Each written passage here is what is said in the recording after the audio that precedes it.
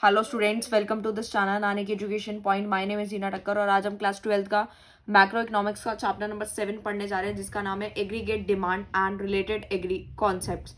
ये चैप्टर बहुत ही सिंपल चैप्टर है, जल्दी से स्टार्ट करते हैं। इसको समरी की फॉर्म में खत्म करने की कोशिश करेंगे। सबसे पहले एडी क्या होता है। AD refers to the total value of final goods and services which all the sector of economy. हमारे यहाँ पे कितने सेक्टर्स होते हैं? 4 सेक्टर्स होते हैं, जो कि हाउस होल्ड है, फर्म है, गवर्नमेंट है, रेस्ट ऑफ द वर्ल्ड, जिसके अंदर हमारा नेट एक्सपोर्ट आता है, मतलब एक्सपोर्ट में से इम्पोर्ट माइनस कर देंगे। ठीक है, ये सारी सेक्टर्स आते हैं।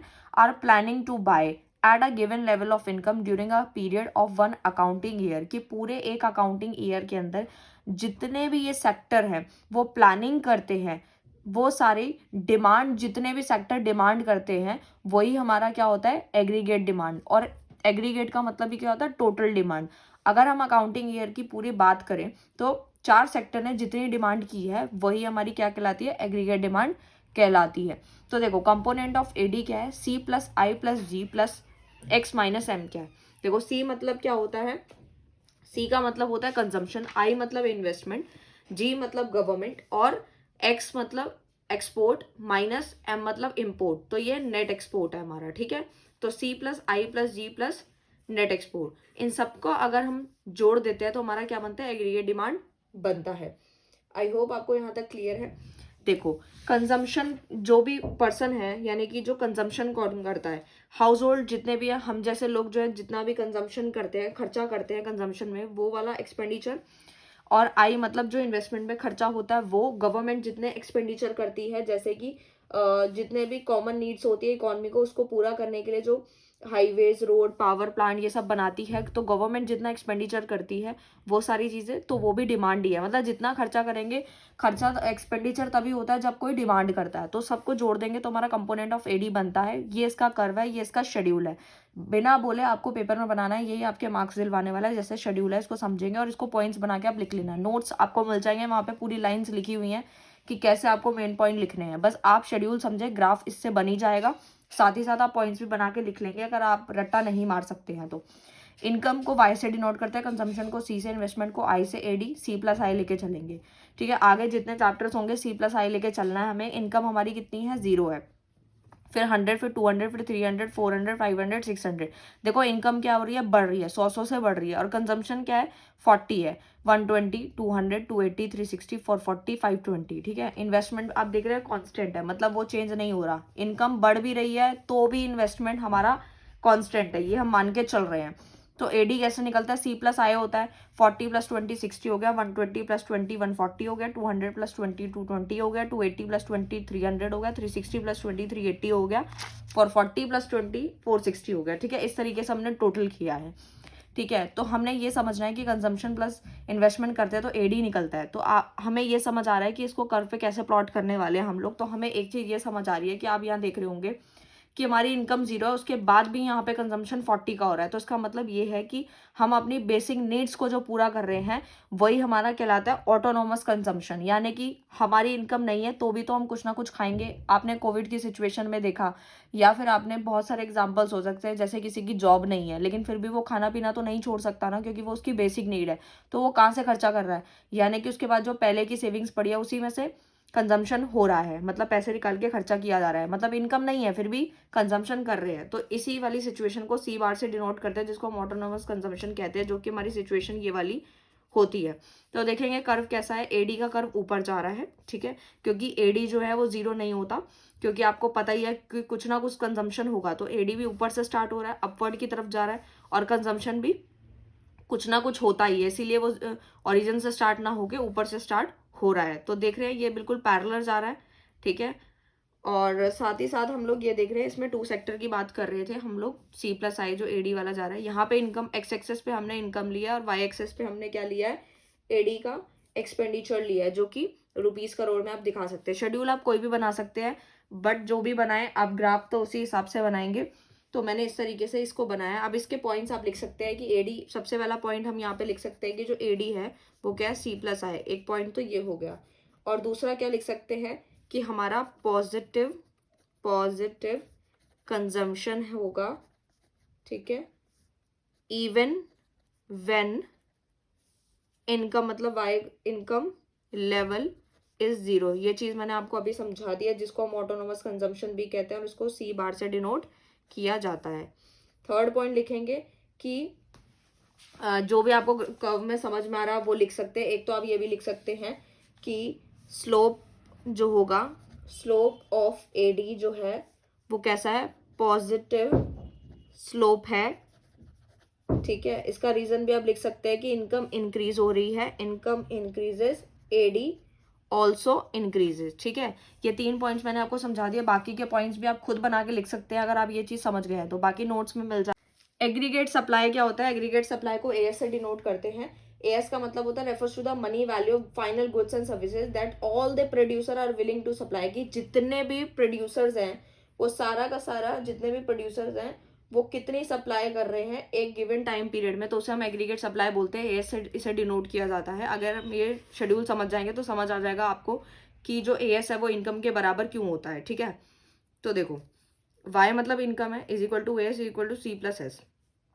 ठीक है, तो अब हमें यहाँ पे ये समझने वाली बात है कि सी मतलब कंजम्पशन, एस मतलब यहाँ पे सेविंग की बात हो रही है। ठीक है, तो आप इसमें कंफ्यूज ना हुए सप्लाई और सेविंग में। ठीक है, सबसे पहले शेड्यूल समझते हैं। इनकम वही वाला मैंने जो है टेबल लिया है, बट सेविंग का कॉलम बनाया है इसमें। ठीक है, इनकम वही है, बढ़ती जा रही है, 100 से 600 हो गई, कंजम्पशन हमारा 40 से 520 हो गया, सी से डिनोट करते हैं। सेविंग जो है -40 है, फिर 20 है, फिर 0, 20, 40, 60, 80 इस तरीके से। आपको पता ही है 40, 20 माइनस में क्यों आ रहा है, क्योंकि देख सकते हैं इनकम इतनी है नहीं है, इनकम 0 है, कंजम्पशन फिर भी हो रहा है, तो हमारी सेविंग माइनस में तो बिल्कुल जानी जानी है। ठीक है, तो इस तरीके से जो है ये हो रहा है। तो हम लोगों को ये समझना है कि ये जो कर्व है वो इस तरीके से बनने वाला है, बना है, यानी कि आपको पता ही है 45 डिग्री क्यों बनता है, क्योंकि अगर हम परपेंडिकुलर की बात करें तो वो 90 होता है, अगर उसको आधे से कट करेंगे तो 45 डिग्री होता है। ठीक है, तो आप समझ गए होंगे 45 डिग्री बनेगा और बिल्कुल ओरिजिन से शुरू हो रहा है हमारा इनकम का कर्व, क्योंकि इनकम जो है 0 हो सकती है, तो इसीलिए कर्व ये जो है अपवर्ड यानी ऊपर की तरफ जा रहा है और 0 ओरिजिन से हमारा शुरू हो रहा है। यहाँ तक आपको कोई भी डाउट नहीं होगा, अगर आता है तो आप कमेंट करके पूछ सकते हैं।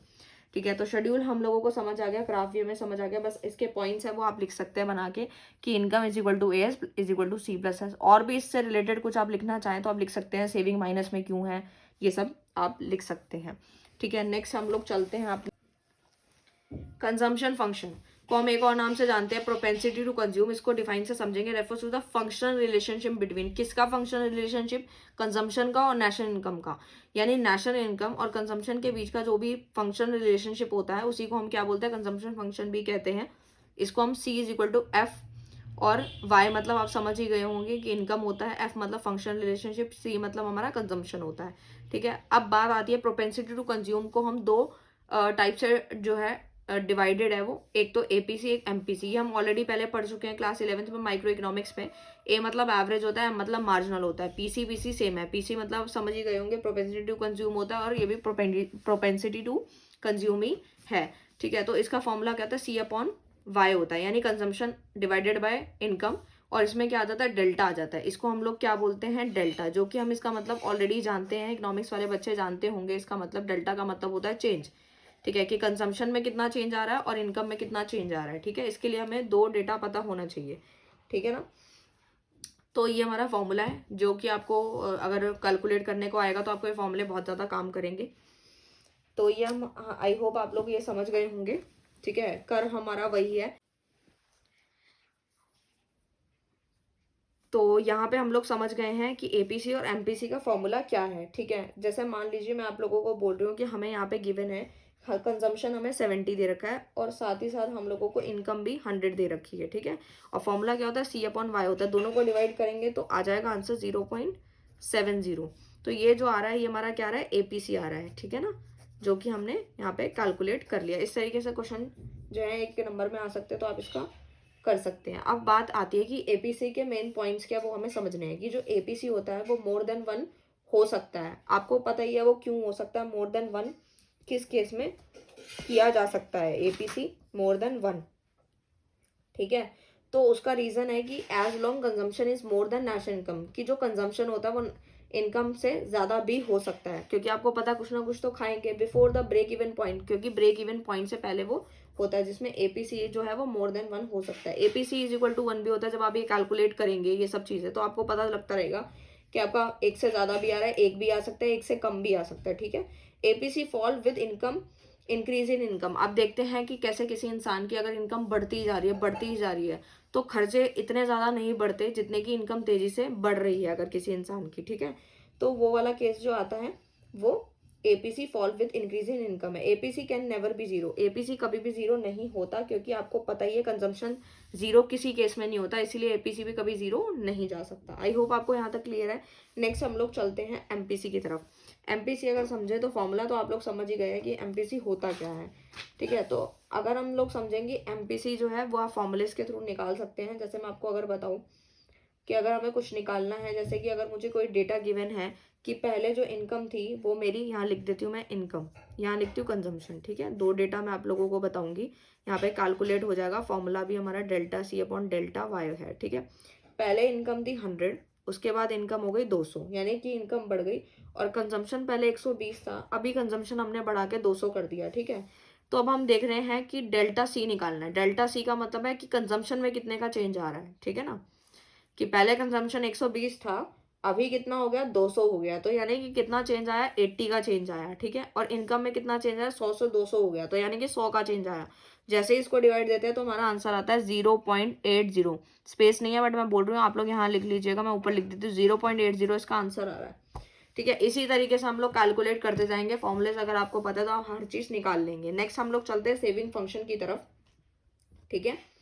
सेविंग फंक्शन होता क्या है, जिसको हम प्रोपेंसिटी टू सेव भी कहते हैं, जिसके अंदर कहीं ना कहीं हम लोग ये देखेंगे the function relationship between saving and national income, कि सेविंग और नेशनल इनकम के बीच का क्या रिलेशन है, ठीक है। पहले हम कंजम्पशन और इनकम का देख रहे थे, अभी हम सेविंग का देखने वाले हैं कि सेविंग और इनकम के बीच में क्या रिलेशनशिप होता है। तो पीटीएस हो गया, वो प्रोपेंसिटी टू सेव हो गया, ठीक है। इसमें दो पार्ट्स में डिवाइड है, एपीएस एमपीएस। देखो पहले भी हम लोगों ने पढ़ा था, अभी ऊपर ही पढ़ा है, ठीक है। अगर आपको सिर्फ ये भी याद है ना, तो आपको ये सब याद करने की जरूरत नहीं पड़ने वाली है डेफिनेटली। क्यों नहीं पड़ेगी, देखो यहाँ पे सी अपॉन वाई था, यहाँ पे बस डेल्टा लगा दिया था। यहाँ पर आपका फॉर्मूला सेम ही है, बस आपको सी की जगह एस लगाना है। सेविंग के लिए एस लगाना है, यहाँ पे भी बस सी की जगह जो है एस लगाना है, बाकी पूरा फॉर्मूला सेम रहेगा, ठीक है। तो मैंने इन्वेस्टमेंट होता क्या है, इन्वेस्टमेंट का मतलब है refers to the expenditure incurred on creation of new capital asset, यानी कि जो भी हम खर्चा करते हैं नई कैपिटल एसेट को क्रिएट करने में, उसी को हम इन्वेस्टमेंट कहते हैं। जैसे इसका एग्जांपल है मशीनरी हो गया, बिल्डिंग हो गई, इक्विपमेंट, रॉ मटेरियल, सब जो हम खर्चा करते हैं इन सबको क्रिएट करने के लिए, उसी को हम इन्वेस्टमेंट कहते हैं। इन्वेस्टमेंट के टू हेड्स हैं, एक होता है ऑटोनॉमस इन्वेस्टमेंट, एक होता है induce investment. Autonomous investment actual में होता क्या है, इसको हम लोग समझेंगे। देखो ये गवर्नमेंट सेक्टर के द्वारा किया जाता है, इसका मोटिव जो होता है वो सोशल वेलफेयर होता है और प्रॉफिट कमाना नहीं होता ऑटोनॉमस इन्वेस्टमेंट में। बट इंड्यूस इन्वेस्टमेंट क्या होता है, ये प्राइवेट सेक्टर के द्वारा डन किया जाता है, साथ ही साथ इसका जो मोटिव है वो प्रॉफिट मोटिव ही होता है। It depends on profit expectation पे डिपेंड करता है, ठीक है। तो आई होप आप लोग ये समझ गए होंगे। साथ ही साथ इसके नोट्स चाहिए तो आप लोग देख लीजिएगा, वहां पे ऑलरेडी इसको अच्छे से डिटेल में समझा रखा है मैंने। उसके बाद आता है एक्स एन टी सेविंग्स क्या होती है, तो नाम से ही हमारा क्लियर है कि ये होता क्या है। देखो इसका मतलब है एक्स एन टी का मतलब होता क्या है, देखो एक्स एन टी मतलब वेरिएबल इज प्लान्ड और expected value of variable, whereas ex post variable is the actual और realised value of the variables. यानी कि एक हम पढ़ेंगे एक्स एन टी और एक पढ़ेंगे एक्स पोस्ट। तो एक्स एन टी वेरिएबल जो होता है वो प्लान्ड होता है, कैसा होता है, प्लान्ड होता है और एक्सपेक्टेड वैल्यू ऑफ वेरिएबल। जबकि एक्स पोस्ट क्या होता है, बेसिकली वो एक्चुअल होता है, रिलीज वैल्यू होती है वेरिएबल की, ठीक है। अभी हम समझेंगे तो आपको अच्छे से क्लियर हो जाएगा। एक्स एन टी सेविंग क्या होती है, refers to the amount which saver plan to save at different level of income is an economy, यानी कि ये ऐसा अमाउंट होता है जो सेवर प्लान करता है सेव करने के लिए डिफरेंट लेवल ऑफ इनकम जो होती है, डिफरेंट लेवल ऑफ इनकम के जो इतने भी इकोनॉमी में लोग हैं वो जो सेव करने का प्लान करता है, उसी को हम एक्स एंटी सेविंग भी हम लोग कहते हैं। और इसके अदर नेम्स क्या हो सकते हैं, इंटेंडेड होता है, प्लान्ड होता है, वॉलंटरी होता है, डिजायर होता है। एक्स एंटी को हम इस नाम से भी जाना जाता है। एक्स एंटी इन्वेस्टमेंट क्या होता है, refers to the amount which investor plan to invest, यानी कि इन्वेस्टर प्लान कर रहे हैं इन्वेस्ट करने के लिए different level of income in an economy, वही हमारा एक्स एंटी इन्वेस्टमेंट हो जाएगा। नेक्स्ट आता है एक्सपोज सेविंग क्या होता है, देखो एक्स एंटी तो हम समझ गए, एक्सपोज भी अभी आपको मैंने समझाया था क्या होता है। और refers to the actual saving, अभी बताया था ना एक्चुअल वर्ड यूज हो रहा था एक्सपोज के लिए, तो कहीं ना कहीं ये एक्चुअल सेविंग बताता है इकोनॉमी की ड्यूरिंग अ ईयर, उसे हम एक्सपोज सेविंग कहते हैं। एक्सपोज इन्वेस्टमेंट क्या होता है, refers to the actual investment. बस डिफाइन पूरी सेम है, बस आपको क्या करना है यहाँ पर, बस यहाँ पे सेविंग हटा के इन्वेस्टमेंट लगा देना है, क्योंकि यहाँ पे इन्वेस्टमेंट है तो यहाँ भी इन्वेस्टमेंट, सेविंग है तो यहाँ भी सेविंग, तो पूरी डिफाइन सेम है। नेक्स्ट आता है फुल एम्प्लॉयमेंट क्या होता है, refers to a situation in which all those people who are willing and able to work at the existing wage rate and get work without any undue difficulty. देखो full employment नाम से ही clear है, define खुद बना के भी लिख सकते हो, रट्टा लगाने की जरूरत नहीं है। फुल एम्प्लॉयमेंट मतलब लोगों को पूरा का पूरा काम मिला हुआ है, ऐसी सिचुएशन है जहाँ पे हर कोई जो है कमाना चाहता है, काम कर रहा है और कोई भी दिक्कत उनको नहीं फेस करनी पड़ रही है। इनवॉलेंट्री अनएम्प्लॉयमेंट क्या होता है, refers to a situation in which all those people who are willing and able to work at the existing wage rate do not get work. वो लोग काम करना चाहते हैं, विलिंगनेस भी है उनके अंदर, एबल भी है वो लोग उस वेज रेट में, बट उनको काम नहीं मिल रहा, उसी को हम इनवॉलेंट्री अनएम्प्लॉयमेंट भी कहते हैं। आई होप आपको चैप्टर अच्छे से समझ में आया होगा। अगर वीडियो अच्छा लगे तो प्लीज़ लाइक शेयर कमेंट कर दीजिएगा। ये जो वीडियो था आप लोगों की समरी के लिए बनाया गया था, एक और मैं वीडियो भी बना दूंगी जिसके अंदर आपके पूरे फॉर्मूलेज होंगे, साथ ही साथ उसके अंदर मैं आपको कुछ क्वेश्चंस भी करा दूंगी। अगर आपको वीडियो अच्छा लगे तो प्लीज़ आप कमेंट कर दें, लाइक शेयर कमेंट, चैनल को सब्सक्राइब करें। Thank you so much.